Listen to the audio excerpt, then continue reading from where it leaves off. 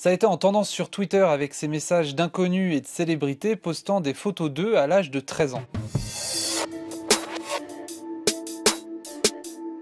Ce tweet de l'actrice Alexandra Lamy, qui a été l'un des plus partagés avec 20 000 retweets, on y lit « J'ai 13 ans, j'ai une tête à consentir à une relation sexuelle.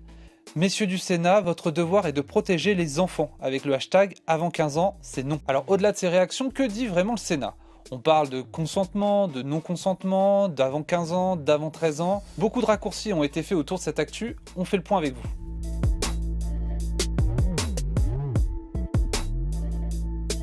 Donc jeudi 21 janvier dernier, le Sénat a fait une proposition de loi qui a été validée par la Commission des lois, donc qui n'est pas encore adoptée. Mais qu'est-ce que ça dit? L'article 1er de cette proposition de loi vise à introduire un nouvel article dans le Code pénal relatif à l'infraction de crime sexuel sur mineurs. Il s'agit là d'une nouvelle infraction.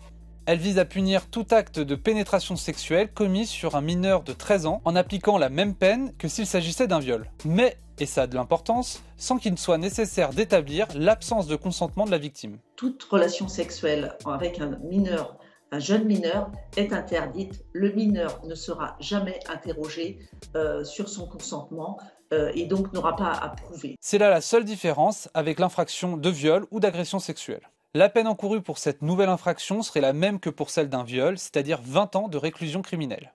Alors précision concernant ce projet de loi, il ne change en rien ce qui existe déjà en matière pénale concernant les relations sexuelles sur mineurs. En France, le fait qu'un adulte commette un acte sexuel sur un mineur de moins de 15 ans, que ça soit consenti ou non, c'est interdit. Il peut être condamné pour atteinte sexuelle sans violence, ni contrainte, ni menace ou surprise, et c'est puni de 7 ans de prison et 100 000 € d'amende. Dans les cas les plus graves, pour agression ou viol, il faut prouver qu'il n'y a pas eu consentement de la part du mineur. La loi prévoit dans ces cas-là 20 ans de réclusion criminelle.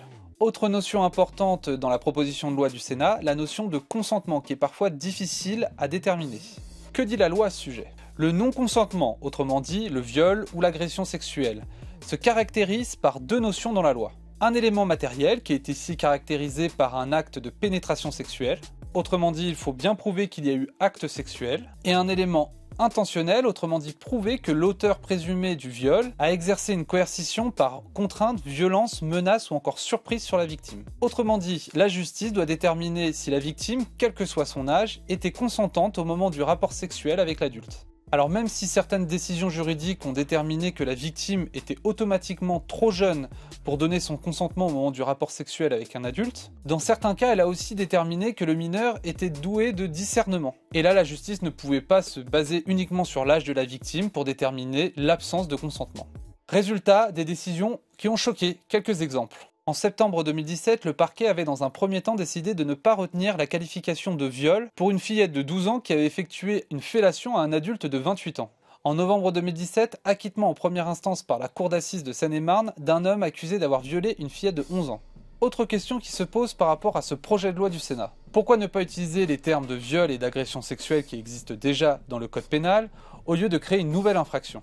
La question du durcissement de la loi entre un mineur de moins de 15 ans et un adulte ne date pas d'aujourd'hui. En 2018, au moment des débats sur la loi Schiappa visant à renforcer la lutte contre les violences sexuelles et sexistes, le Sénat avait débattu de la possibilité de modifier la définition de viol pour y ajouter la notion de présomption de non-consentement. Cela se traduisait par « Tout acte sexuel entre un mineur de 13 ans et un adulte devra être qualifié de viol et sanctionné comme tel ». Alors pourquoi cette proposition n'est pas passée à l'époque? Il y avait tout d'abord des doutes sur la constitutionnalité de cette disposition. De plus, le 15 mars 2018, dans un rapport, le Conseil d'État a estimé que la seule référence à l'âge de la victime pourrait ne pas suffire pour répondre à l'exigence constitutionnelle relative à l'élément intentionnel en matière criminelle.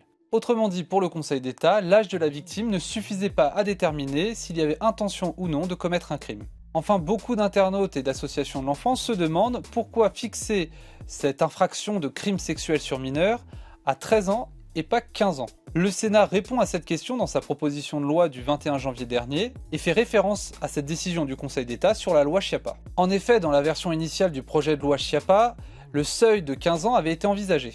Et le Conseil d'État avait alors soulevé une difficulté à ce sujet. Il s'agissait de l'hypothèse d'une relation sexuelle consentie entre un jeune homme mineur de 17 ans et demi par exemple et une jeune fille de 14 ans. Si on avait appliqué ce seuil de 15 ans, 6 mois plus tard, cette relation serait devenue illicite. Oui, car ce jeune homme de 17 ans et demi serait devenu majeur. alors que finalement leur relation n'aurait sans doute pas changé. Donc en conclusion, non, le but du Sénat à travers cette proposition de loi n'est pas d'autoriser les relations sexuelles sur les mineurs de plus de 13 ans, mais plutôt de renforcer la loi sur le sujet.